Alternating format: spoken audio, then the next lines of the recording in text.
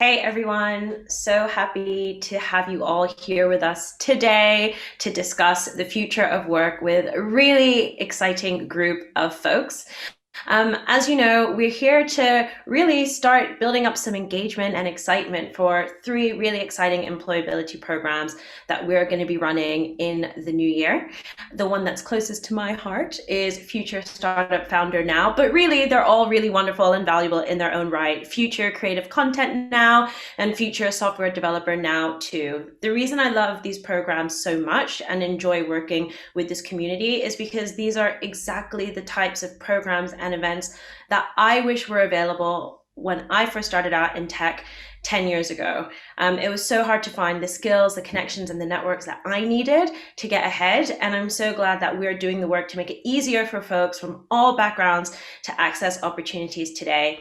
The same goes for starting out as an entrepreneur. 4 years ago, I myself was at the beginning. It was so hard to access the right folks and find capital. And I'm just so grateful that programs like this exist and continue to go from strength to strength so that we really can do that work of leveling the playing field. So I've got some really exciting folks that we're going to hear from later today, including Ezechi Britton, the CEO of Code Untapped, one of many exciting roles that he has. Also, Claire Donald, the Chief Officer of Production at Publicis, and Yana Williams, who is actually someone who has participated in Future Startup Founder Now, and is going to tell us a bit about her experiences on the program and what you can expect. So, without further ado, I'm actually going to hand over to Kiana before our panel begins. Awesome. Thank you so much, Abadesi. And thank you for welcoming us all into this really, really awesome event this evening. So as Abadesi said, my name is Kiana Williams. I'll be speaking to you today about my project, my startup, and my experience on the FSM program, but also in the capacity as a program officer at Create Jobs, and share with you what you guys can all have the pleasure of joining and finding out about. So just to give a quick recap on who we are and who is Create Jobs. We at Create Jobs, we connect young Londoners to the creative and digital industries. We pride ourselves on introducing employers to creative, diverse, talented young Londoners, and we do this through three key ways. We have our training programs where we co-design training with top employers to make sure the things that we share with you and equip you with are industry-based and applicable as you go in. We provide you with opportunities. So we want to make sure that you are getting paid, opportunities for young creatives and those in the digital sphere to ensure that you can put your talent to use and be paid for that. And last but of course not least, connecting you to talented mentors and peers as you navigate through the mirage of courses that we have available for you. So a snapshot of who we work with. So we work with some really, really cool people. Over the years, we've worked with Depop, BBC, Magnum Photos, Monzo. The list goes on. And because I know you want to get into the panel today, I will not spare you. I will spare you, in fact, the pleasure of me telling you all these wonderful people you work with. But as you can see on the slide, the list actually goes on from Snapchat to Barbican and beyond. So one of the programs we have available is the Future Creative Content Now, and that is really to upskill all of you who are really interested in being content creators, working on an awesome live brief with some of the partners that you can see on the screen. And we want you to be able to get the skills and connections you need to move into paid work within the digital content creation, audio, and moving image sphere. So the course will be running from the 8th of February to the 19th of March. It will be running for 6 weeks and be full time. It's going to be online. And it will have a multitude of different things we'll be going through to really equip you with content creation and the ability to tell stories digitally and produce things really well. And so we are opening our doors for 25 young creatives to join. So if that is you or something you're super interested in, please pin it and keep this in mind, as we will be letting you know exactly at the end of this how you can figure out more about the courses and get involved. So as I said, the program will include learning how to develop your software skills, learning from the very best content creators, practicing the art of storytelling, working collaboratively, getting the opportunity to pitch your work to industry professionals, and growing your network as you polish up on your employability skills. So it really is a no-brainer, a program that has everything you need in one. And then we have the future software developer now. So as mentioned, similarly to the content creation course, if you are interested in software development, then this is for you. We have partnered with YSYS, and we want to give you the skills you need to break into the digital design industry. So the time frame is the same. It is from the 8th of February to the 19th of March. The 6 weeks remain. It will be full time. It will all be online. And we are once again are opening our doors for 25 young Londoners. So if this is you and you're interested in getting into digital design and being a software developer, then this is for you. Again, the program will include tackling live briefs. You'll be working collaboratively. You will be able to once again polish up on your employability, grow your network, and learn about all these different career pathways specific to software engineering. So it's a really, really awesome opportunity. So if you are interested in software engineering, then this would be the best course for you. And of course, the course that is very close to Abba and I's heart is the Future Startup Founder Now. And again, the time frame remains the same. So if you are a budding entrepreneur, you have a startup, and you want to hone in those skills and really build your business, then this is the place for you to be. The time frame remains the same. It will also be online like our other courses, but we will be opening our doors to 30 young Londoners rather than 25. So if you have a business, if you have a startup, whatever you have, and you are thinking, I really want to develop my skills, I really want to develop this idea, then make sure you apply. So what can you learn and what will it include? So we'll be going through the startup methodology. So really taking you through the processes of building, measuring, learning, and growing. We'll be teaching those of you who want to build something, but maybe coding is not where it is at for you right now, and that's not your disposition. It's okay. We will teach you how to work with no-code tools, how to build out your products. If you want to just build your community and meet other young budding entrepreneurs, and it's the space for you. And then, of course, tracking this too, tracking your milestones, teaching you how to set these milestones so that after the course, you can go on to continue to build up your phenomenal businesses. So if this sounds like a course that would work for you, then of course, you know what to do. As I've said, for all the other ones, make sure you have that in mind and you apply. So just to go over a few quick details, the courses will all run online and we'll be using Zoom, and all of your course will be uploaded onto Notion. So these are things to know a lot closer to the date if you do decide to go on, but it'll be online industry workshops and talks, and there's a multitude of different things that will be available to you. And we have made sure that we provide those who need it an opportunity to borrow a MacBook so that you can actually work throughout this time on the course and give you support where needs be with your Wi-Fi connection. And it doesn't stop there. You'll be able to join the Create Jobs community. We are really proud that we have launched our online platform. So you'll be able to get key access to exclusive networking events and masterclasses with industry leading speakers. You get the opportunity to apply to meet a mentor and be paired with a bespoke mentor with your needs and what you're trying to work through with your career development. You will get access to our one-to-one employability sessions and surgeries. And like I said, we have launched our awesome online space that you can be able to get access in and use and be connected to exclusive jobs for our alumni, opportunities, training content, and just a wide network of other super talented young Londoners that we have had the pleasure of getting to know. So if you do want to find out more and there's anything that I've said that has interested you, we'd really encourage you to come along to one of our information sessions. These will be taking place. So we have one this week on Friday from 1 to 2, and then 2 in January on the 6th of January from 6 to 7 p.m. and on the 15th of January from 1 to 2 p.m. So screenshot this page.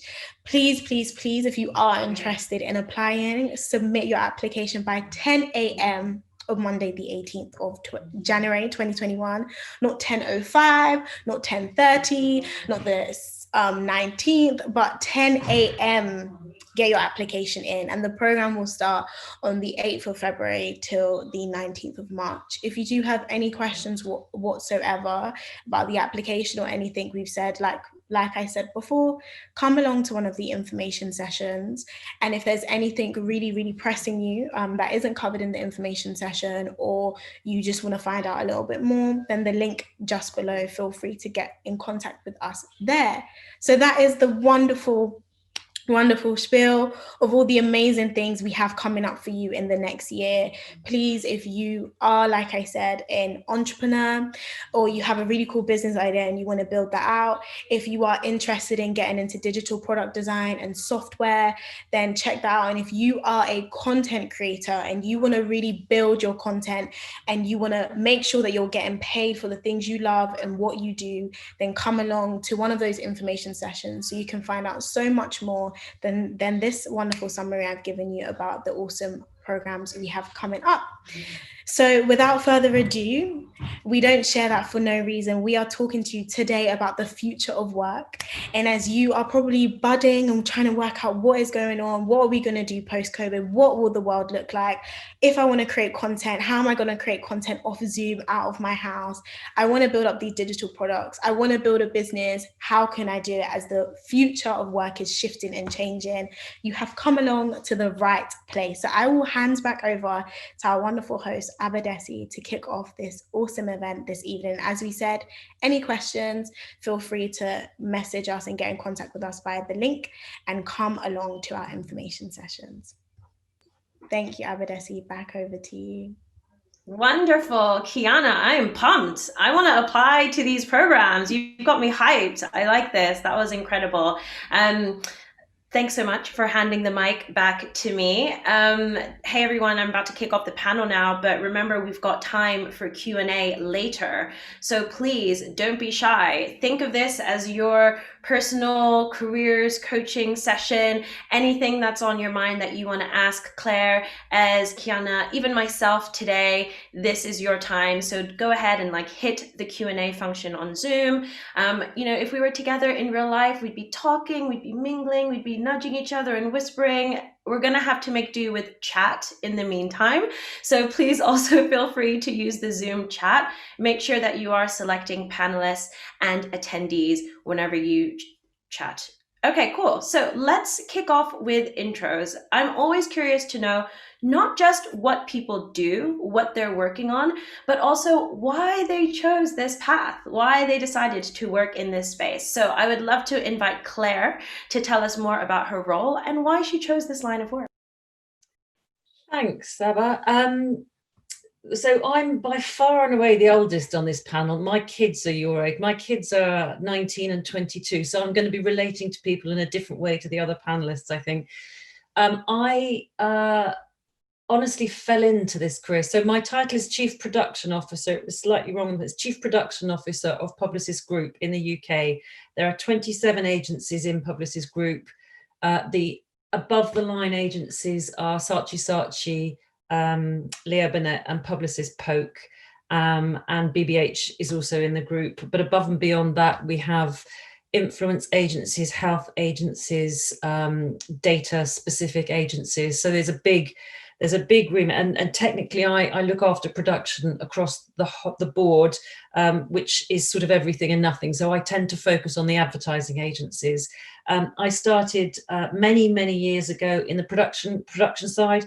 I got a job as a receptionist runner, and then I was producing within 3 years. I then worked for a couple of years in feature films. I worked on the Spice movie, which was actually not much fun at all. Then I came back into advertising, but on the agency side, around the time that I had kids. I just thought the work-life balance would be easier. And then I worked at Google for 3.5 years. I ran a creative lab for EMEA, which was a whole different side of things, being client side and working on some really innovative projects whilst I was there. So back now on the agency side. So I've kind of seen lots of different angles. And honestly, it was not a plan. I just kind of sort of went from one thing to another and followed the things that I found most interesting. That's me. It's pretty incredible that you didn't plan all of those amazing accolades that you've achieved.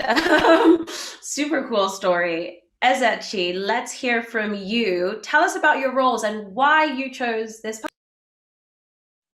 Hi, so I'm Ezechi Britton, or Ez, as many people know me. So my current role, I'm involved in two different organizations. So I'm the director and co-founder of Code Untapped, which is the digital skills accelerator. We work with organizations and communities to bridge that gap. Our whole mantra is innovation through diversity. So rather than diversity and inclusion, we're focused very much on diversity and innovation. And we work with organizations such as YSYS, Coding Black Females, Color in Tech, to help identify and showcase underrepresented technology talent. And we do that by partnering with enterprise organizations like the likes of Vanquis Bank, Department for Education, CGI Solutions. We're in a number of talks with various organizations over the course of this year as well to help those companies solve real life problems by giving them exposure to underrepresented talent. And by utilizing our tech platform, we can upskill and then ultimately place those individuals as well. So that's Code Untapped.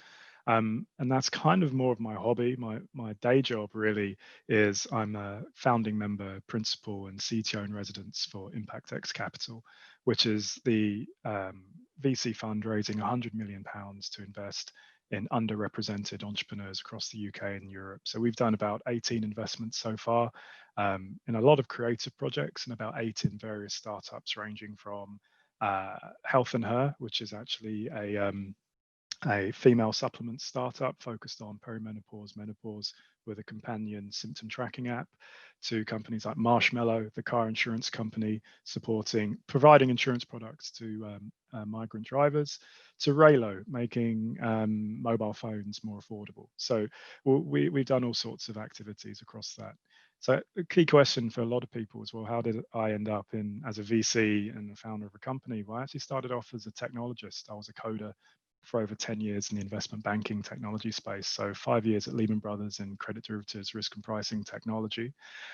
Yes, I was there when Lehman went bust. And for those of you who are in the know, we helped price the first CDO squared in Europe. So I've got a lot of stories to tell about when Lehman went under, which I won't talk about today. After Lehman, I then spent 5 years at Credit Suisse in Switzerland in equity derivatives, risk and pricing technology. So really 10 years in fintech before it was known as fintech. I then moved back to the UK, where I was one of the co-founders and the founding CTO of Neighbour, the multi-award winning financial services startup, focused very much on financial well-being, providing affordable lending to UK-based employees through a salary deduction mechanism. And our company, we worked with over 300 organizations. We raised over £200 million. We lent out over 170 million to UK-based employees, 50 of which went to UK police officers. And we were the top investment. We were Goldman Sachs's largest UK-based fintech investment at the time. I think they put about 100 million into the company. So I stepped away from that a couple of years ago and then had to start thinking about what is it I'm going to do next. And I was very much focused on the D&I space because I found myself talking a lot about the founder's journey, being an underrepresented founder. What are the barriers to entry and how it's never been easier or cheaper to start a company. Doesn't mean you'll be successful, but the barriers to starting have never been lower. And yet when I look around the room, the only people who look like me and many of you in the audience today and my panel were serving drinks and canapes, right? There weren't people like us actually in the audience who were co-founders building companies. This was back in 2016. So at that point, 2016, 2017, at that point, I realized I needed to try and do something a little bit more and do something a little bit different to help support that space. So that's where Code Untapped came about, which is very much about utilizing my skill set, my knowledge, my network to help encourage the next generation of diverse technologists. And with ImpactX, it's all about that follow-on funding. It's about helping startups once they've got off the ground, launching and scaling up. So that's me. I love it. Yes, let's increase representation everywhere we can. Kiana, last but not least, you embody the multi-hyphenate career. You kind of are the future of work. So I want you to tell us about all the hats that you wear and what motivates you to build this type of career. Yeah, sure. So I was really thinking often when people say, what do you do? It's a bit like, quite a bit. So in short, I am the founder and CEO of Newless, and I'm a social tech entrepreneur and I'm building that out. But I'm also a future trainee lawyer, which means I have a training contract. So I'll be going into the corporate world as a lawyer. And I'm currently just enjoying being a program officer and getting my toes in all the things that are creative and working with young people, as I have a huge passion, as many of the panelists have shared, about how we can increase access at all levels in all industries. And I think for me, how I've managed to wear all of these hats or do all these things is simply because I enjoy pursuing the things that I'm passionate about and the things that I love. And I think whilst I'm still young and I have, limited responsibilities, and adulthood isn't at its prime for me yet, I can afford to try this out and be like, if it works, I'll keep it. If it doesn't work, I'll move on. However, as they say with millennials, there's a lot of things that work and there's a lot of things that you love. So yeah, I think for me, it's balancing navigating my future legal career and always enjoying the law. And that's how Newless and running my business also came about, because it allowed me to merge my interest in tech with a legal issue. So Newless supports survivors of sexual violence through technology and giving them a safe place to report. So it allowed me to merge tech with law.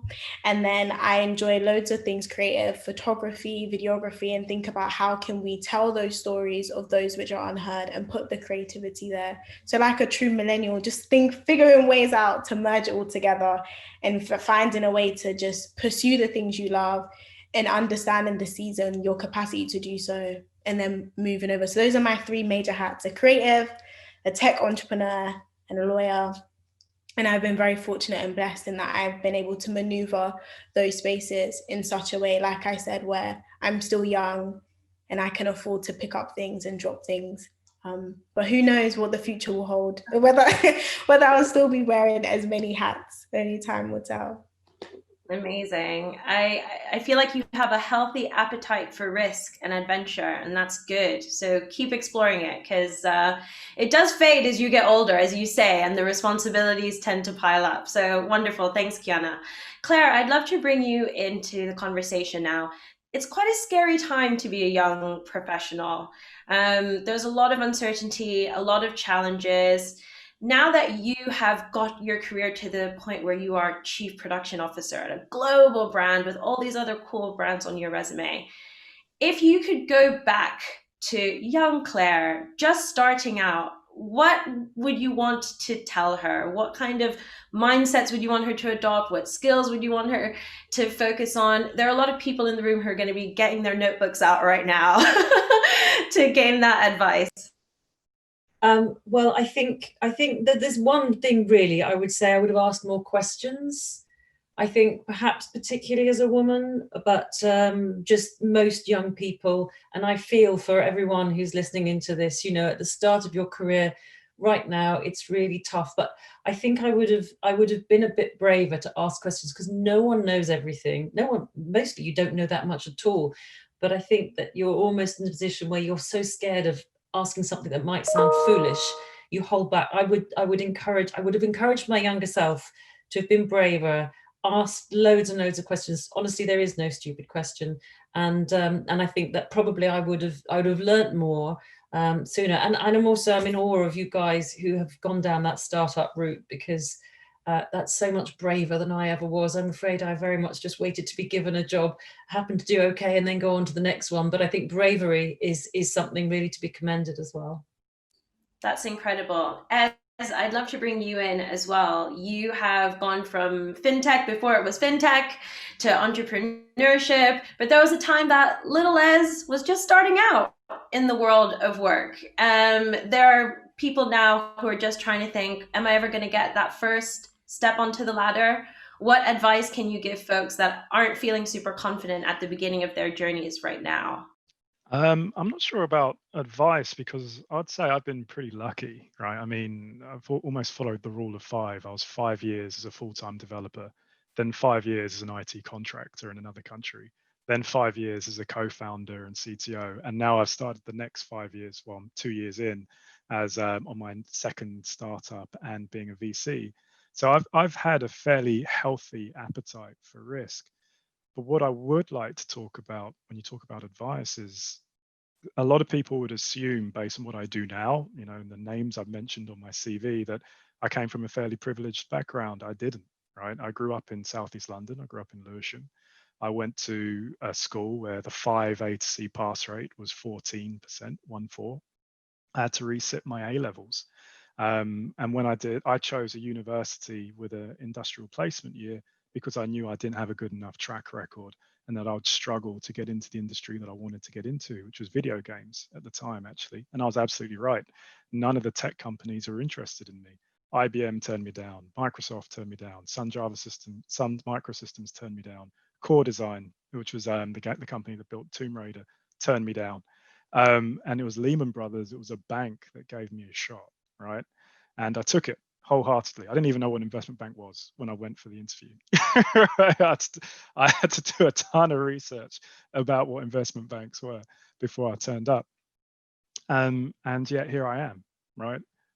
I always used to say to my first line manager that I became his number one guy, and if he had been the person who interviewed me based on my A levels and my track record, he would never have hired me. And yet I was the person who was his number one lieutenant on the team. And now I'm a venture capitalist investing in other startups.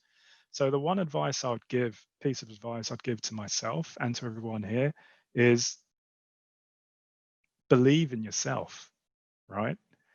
Learn who you are, learn what your strengths are, learn what your weaknesses are, and don't be afraid to take those jumps, right? Because the worst thing that can happen is that you fail and you start again and you try again. Now that gets harder as you get older. It does, because responsibilities get in the way. They do. But when that starts to happen, take qualified risks. Take that risk with someone else, not necessarily by yourself, right? Getting older doesn't mean you can't take risks. It just means you have to think more about those risks before you take them. Yes, absolutely. I love that.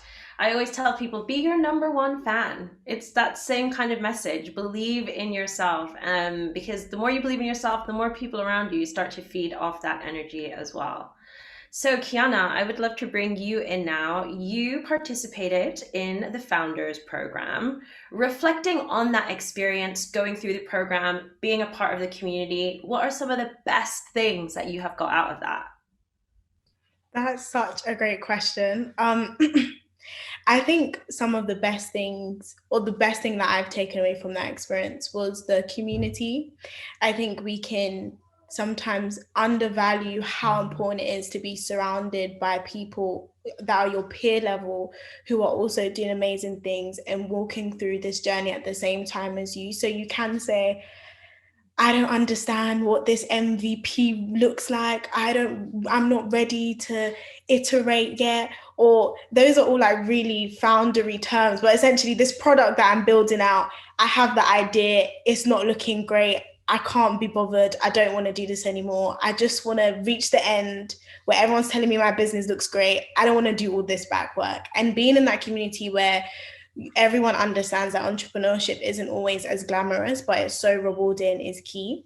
And equally, I think another takeaway was just the access to those who are ahead of us, whether it's the industries that they work in and they spend their whole career coding, or they spend their career doing pitching, or those who are entrepreneurs and have built it up, or people who are in VC and investment, having access to people that usually you just spend your time on LinkedIn stalking, and they're there live and direct, ready to answer your questions, ready to care. And as Claire said, understand that there is no stupid question at all. And I think similarly to what as was sharing, that you meet these people who are willing to share their journey So even we were talking about the hats that I wear, there was a point where I was like, oh, I've got to pick one, I have to drop everything. But being in a community where I have on my peer level entrepreneurs who understand me, and ahead of me people who are willing to share their life journey, share what they've been through, give you advice, connect you with people, is invaluable. And our group chat is still popping off to this day, and we're all still cheering everyone on and seeing everyone thrive. So it's not just something that you get on the course, it's something that I've been able to take away and still benefit from till this day. Yes, I must say the group chat is also one of my personal life highlights because it like keeps me young. I'm like, okay, Drake versus Kendrick, what's happening here? But to your point, it's a fantastic support network, and I do think that's such an important thing, to your point, that we don't appreciate enough. You know, when Ez is saying it's important to believe in yourself, it can be hard to do that in a society that wasn't designed for you to succeed. But being in a community of like-minded folks who have also faced those unique challenges that we do as underrepresented people just makes it that much easier to get up and keep going. So yeah, the power of community for sure. Claire, I'd love to bring you back in. You have done so many interesting leadership roles. And one thing that I've noticed about really accomplished leaders is that they start to develop a kind of philosophy around the qualities of really great talent. So, for example, Jeff Bezos at Amazon always loves to ask in interviews, are you an optimist?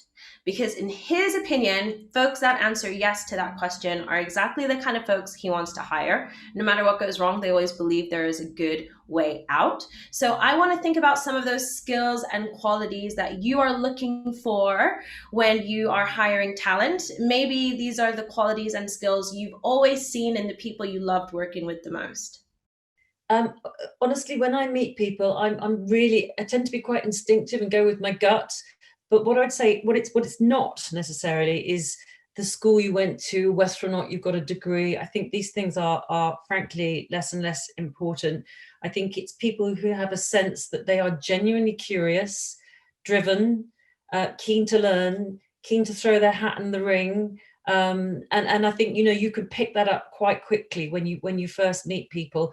I think people would probably tend to say they were optimists, whether they were or weren't. So I'm not sure I go along with Jeff's methodology on interviews there. But absolutely, I would want people who are definitely glass half full, positive, optimistic. And, you know, I think to understand that sometimes especially when you start off a job, your career, you're going to be asked to do things that you might think are a little bit dull or mundane. But, you know, I think it's that attitude where you're there, you know, before you leave every day, you ask whether or not there's anything else you can do. So those sort of curiosity and eagerness, those are the things that I would look for above and beyond any specific qualifications. It does, of course, depend upon what job you're going for. So I'm saying these are people at the beginning of their career. Yes, absolutely. I think eagerness is really underrated. I know Ez shared the story of not even knowing what investment banking was when Lehman Brothers called him in. But my first ever startup interview was at Groupon. And I kind of only knew what I'd read in like the Forbes article. I didn't actually know how anything worked behind the scenes. And I had never even like seen a line of code or anything like that. But I just remember being really enthusiastic, and like whatever I did know about the company, I just like mentioned it in the interview and mentioned like that's why I was so excited to be there. And I got the job. And one thing I'll say is like, now I've been working in tech for 10 years. That doesn't ever go away. I just started my first ever VP role 4.5 months ago. But again, I was like, I still don't really know everything that's going on. I don't know like what's expected of a VP, but I'm just going to be really enthusiastic with everything that I approach. And, you know, sometimes energy alone is enough to get people excited to start mobilizing around you. Ez, I'd love to bring you in now and share some insight on what you look for in terms of standout entrepreneurs and founders.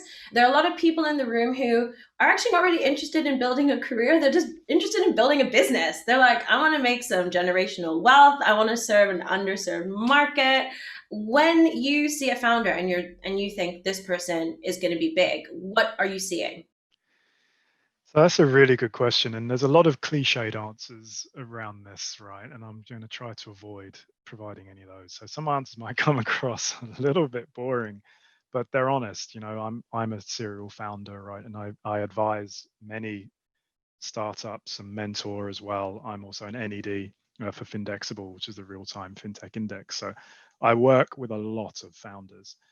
The key things I look for really it's in the founder and their team. And that's probably the number one. Can you inspire and build a team around you that complements your strengths and weaknesses, right? That is probably the number one thing I look for, because it is so hard to build a startup, right?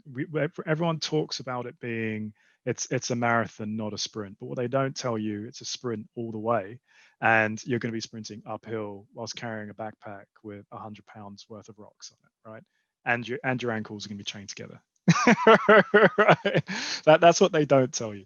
And you can't do that by yourself, right? You need a team around you. You can't know everything. The most optimistic, powerful founder in the world still needs other people. Even Jeff Bezos needs a team around him. Elon Musk needs a team around him. So that's really what I look for. I look for that passion. I look for that interest. I look for that understanding of their market and their product. But really, I look for that capability to build and work with people that will be able to take you forwards and create something amazing. Those are really the key things that I look for in people, I think. Amazing. Yes, I do like that analogy of it being a marathon that you run at sprint pace, chained together with a heavy bag. It makes you start to wonder, why do we choose to be entrepreneurs? It's a really good question, isn't it? For another day. Claire, I want to bring it back to you before I pull Kiana in. I want to switch gears a bit and focus on the creative world. Claire, thinking about all the roles that you've had so far, now you're Chief Production Officer, think about what your teams are doing now, the problems you're solving, the way that you're working, and now put yourself in a time machine. Elon Musk has just dropped off. 2030, you're stepping out into your office. What's different? Well, I probably won't be stepping out into an office, I suppose, is the first thing. I think virtual working and a hybrid form of working is how that's going to be sort of, much more prevalent. But in terms of from how that's going to impact creativity, tech's going to play a huge part. Just looking at gaming technology, that's going to influence everything. Platform-based technology, I wish I had a crystal ball. I honestly couldn't tell. I think the rate of change means that things will be fundamentally different probably in 2022, let alone 2030. But I think that well, I suppose the essence of production, which is problem solving, working with creatives, you have to be a creative person yourself as a good producer, because you have to understand the idea and want to champion and get excited by that. I think the fundamentals will stay the same, but the means by which we achieve our ends will be ever changing. And I think that's really exciting as well. Fantastic. Kiana, I'd love to bring you in here. You wear a lot of hats. You're an entrepreneur, you're a trainee lawyer in the making, but you're also really passionate about the creative sector. What drives that passion, and how do you feel like your experiences in the more creative space actually complement your other roles?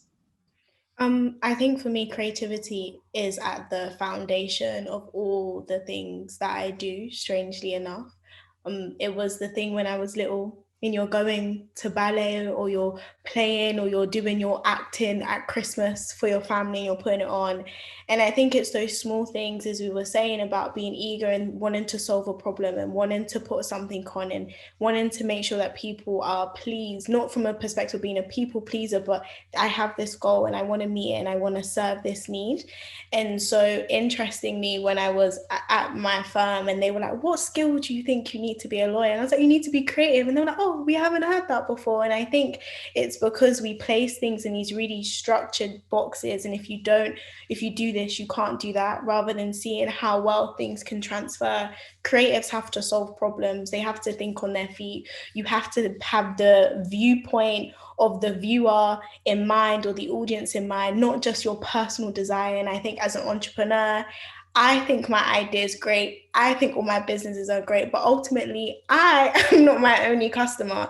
So I've had to apply that. And the same with in the capacity legally, I think we should go down this route. But if your client says nope, okay, how can I solve this problem to still provide the end goal? And so, yeah, I think creativity is something that we often only put in one box. And I think more people should, pursue that creative element or see how transferable it is. Are you solving a problem? Are you creating something great? If yes, then do you have at least the bare backbones to be an awesome creative? Of course you do. And everyone's creativity looks different, but I think it's an essential soft skill that we should all focus on, really spending time to cultivate and develop. And that way you will see it rear its beautiful head in all the different spaces you navigate. I love that. So well put. And it's one of the few things that robots still can't do as well as us. So if you're worried about intelligent automation taking over, all the more reason to invest in your creativity. Ez, I'd love to bring you in and get your thoughts on the startup ecosystem. You're obviously doing a lot of work to transform it through your role at ImpactX. What do you see looking different 10 years from now if we were to be entrepreneurs starting out our journeys then? That's a really good question. I mean, 10 years is a really long time horizon in technology, right? And in the startup space. So it's a difficult one, but I think, the future is remote, the future is hybrid, as Claire touched on, but technology is becoming ever more pervasive, right? And this is the thing, and kind of bringing together both Claire and Kiana's points. I think everyone will be a creative and everyone will be a technologist and everyone will have the tools available to them to collaborate and build and create and deploy, right? And I think this is what we're seeing increasingly. All you have to do is look at the no code movement, right, which is driving the ability for more non-technologists to build tech products, right? And those technologists are creating, those people are creating, right? It frustrates me when we hear this thing about I'm a creative. Being a creative assumes, well, I can draw, I can sing, I can paint, right? I can write. And that's just one aspect to it, right? That creating something from nothing is the very act of creation. And that's what we do when we create systems, when we code, when we build products. Solving an equation beautifully is a creative activity. You can create a beautiful spreadsheet, right? If you do it in the right way. And I think what we're now starting to see over the next 10 years is the availability of these tools to everybody, right? We've seen the cost of creating a company has dropped dramatically over the last 15 to 20 years from about 50 million to 5,000, right? Is on average what it takes to just start a company now. It costs next to nothing. In fact, as long as you've got a laptop, you've got an internet connection, you can afford a domain name, and you can, spend £50 to get your company set up on Companies House. You can go and build a company tomorrow, right? And if you've got the coding skills, you can write that code, get it set up on AWS or Microsoft Azure, and you've got a global product, right? Doesn't mean it's going to be successful, but you have that ability. And what we're starting to see is from the creative side, we're seeing those tools becoming more available as well. And as machine learning and AI makes it easier for us non-traditional creatives to act in a creative fashion, and as we're making it easier for non-technologists to act in a technology fashion, what we're really doing is unlocking the latent creativity in everybody. And I think that's amazing. And what we're going to see over the next 10 years is more and more people will have their side hustle, which will be, rather than people thinking about, well, what streams of income do I have, as well, what outlets do I have that generate, I become my own platform in a sense, right?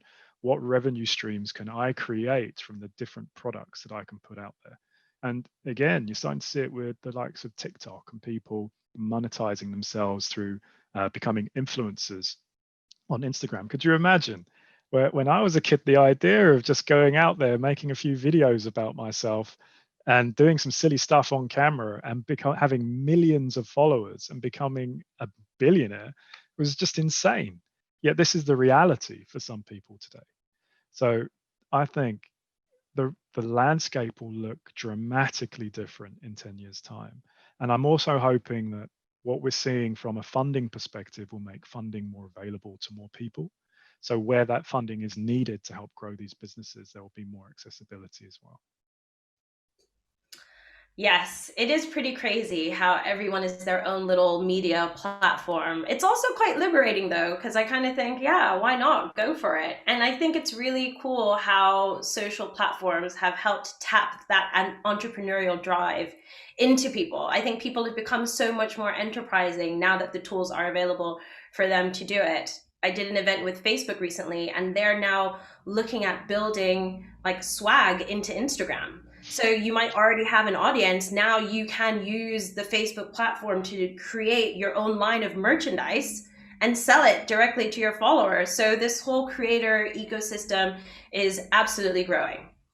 So I'd love to switch gears a bit and pass the mic over to you, Claire. I think when a lot of us reflect on 2020 and specifically the COVID pandemic, it's sadly a lot of bad news, rightly so, doom and gloom. But it has also been a very transformative time for businesses forced to adapt to change. So, reflecting on you and your team's experience, even your company's experience, have there been any positives that you're actually grateful to hold on to and keep going forward, even when the pandemic ends? Uh, Definitely. I mean, right now we're all so exhausted. I don't think anyone's feeling terribly positive, but absolutely for sure. I mean, I have a number of different responsibilities, but my main one within Publicis Group is managing the internal production studio, which was 135 people.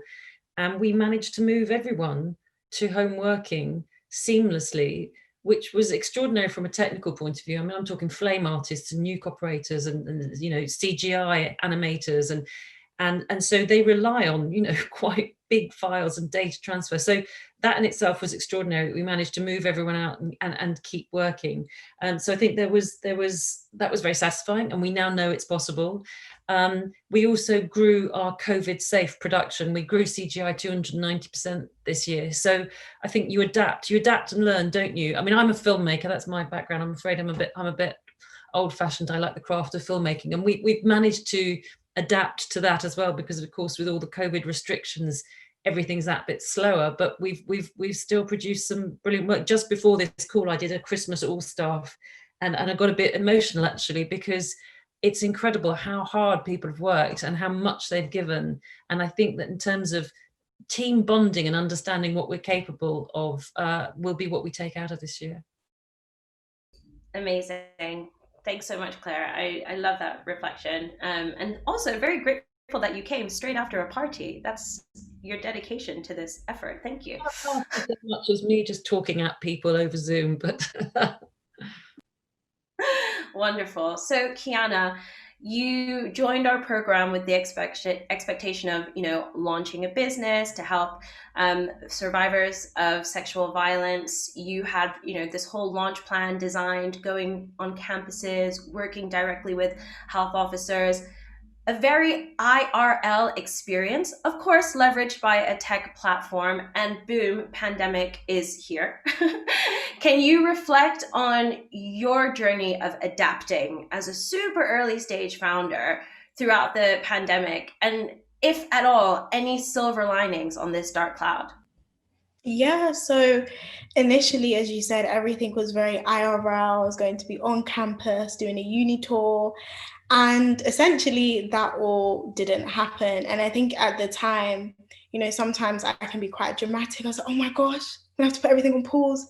What's happening? Like, let's just wait. Or when we were at the early stages of the pandemic, you didn't really know how long it was going to be. So I was like, okay, it's okay. We'll be locked down for now.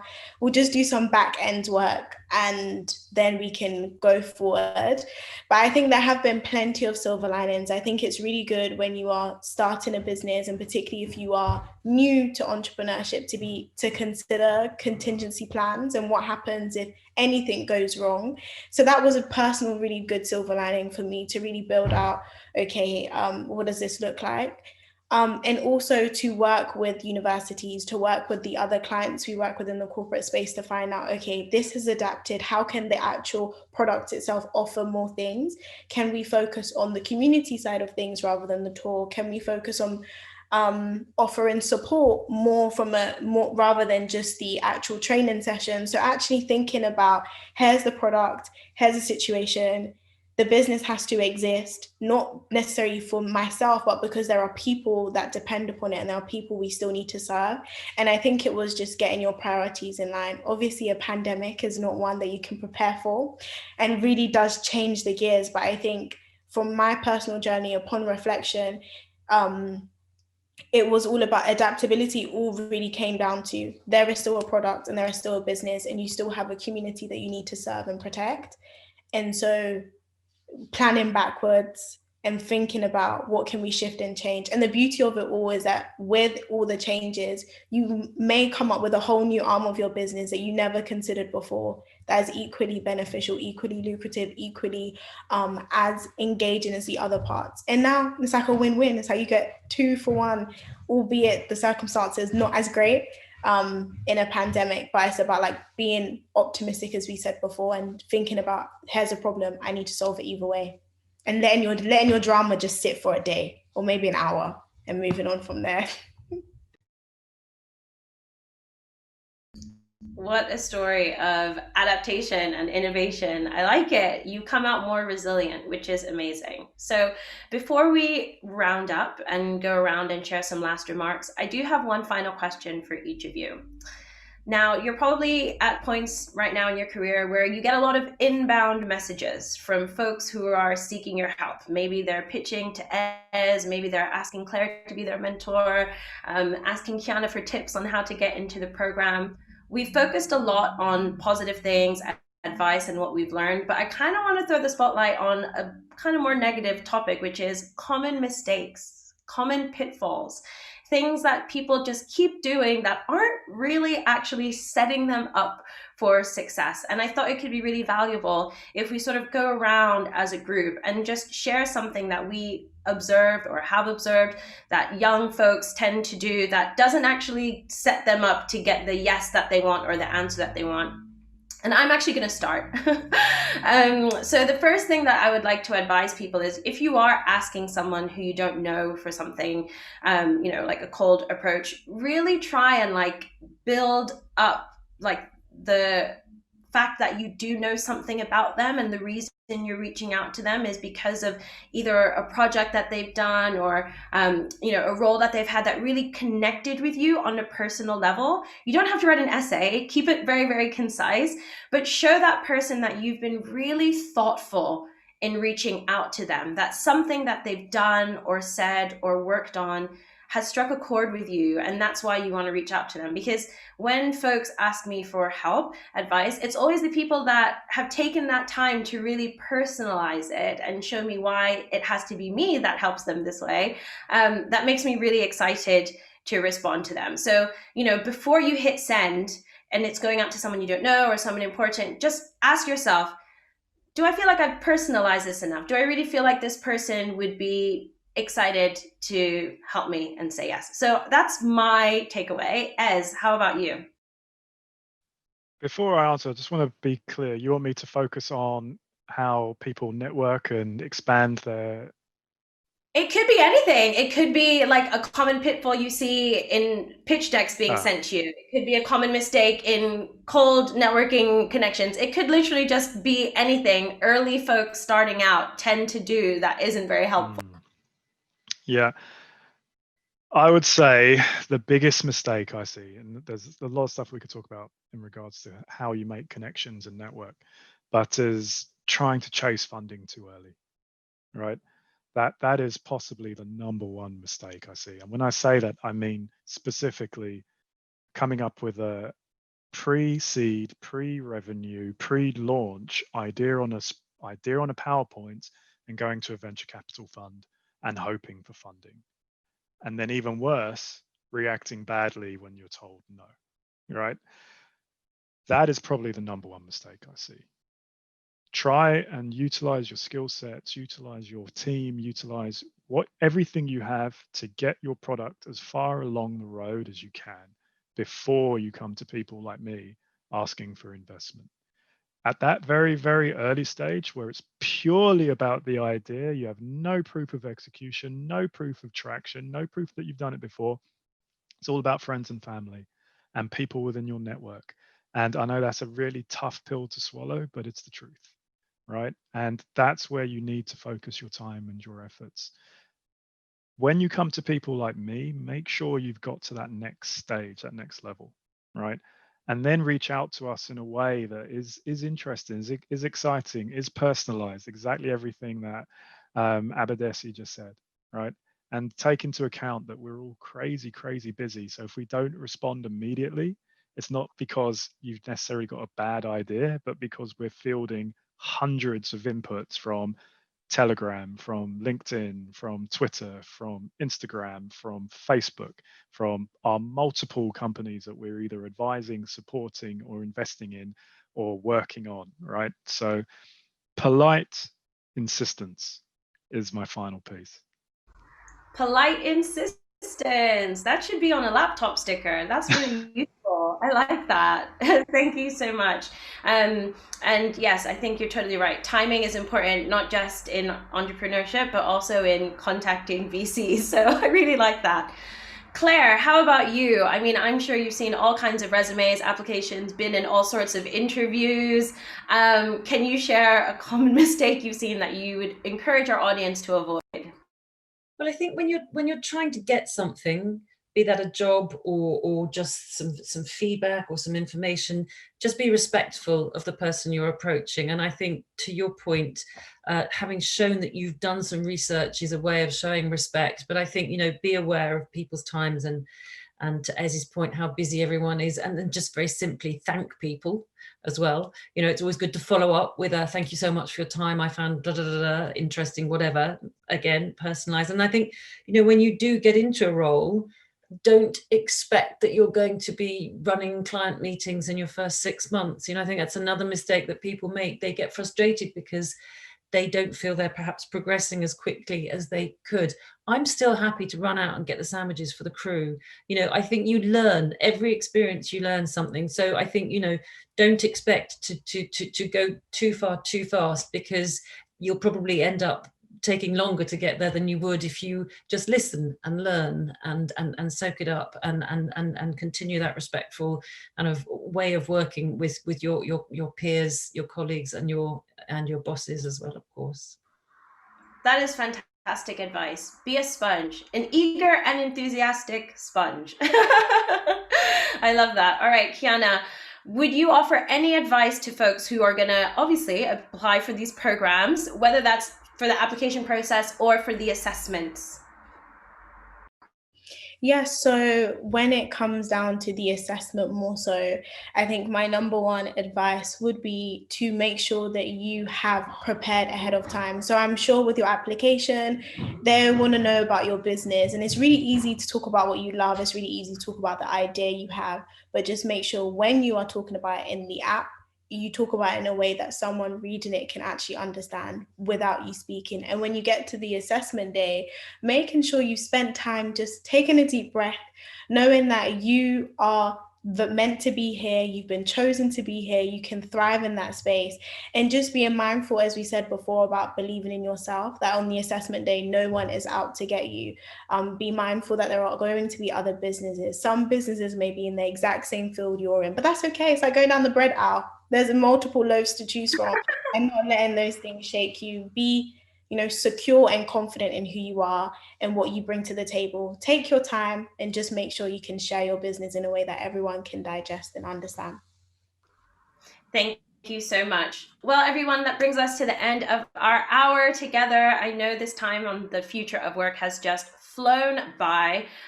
Don't be shy. I'm sure Claire Donald, Ezechi Britton, Kiana Williams, and of course myself would love to hear from you. So come and find us. Check out Code Untapped, Impact X, check out Publicist Group. I'm sure they're always hiring. They're a really cool company. And check out Newlist for sure. And of course, make sure you follow Create Jobs and New Direction and Hustle Crew to find out more about the programs. But that's it for now. So enjoy the rest of your evenings, everyone.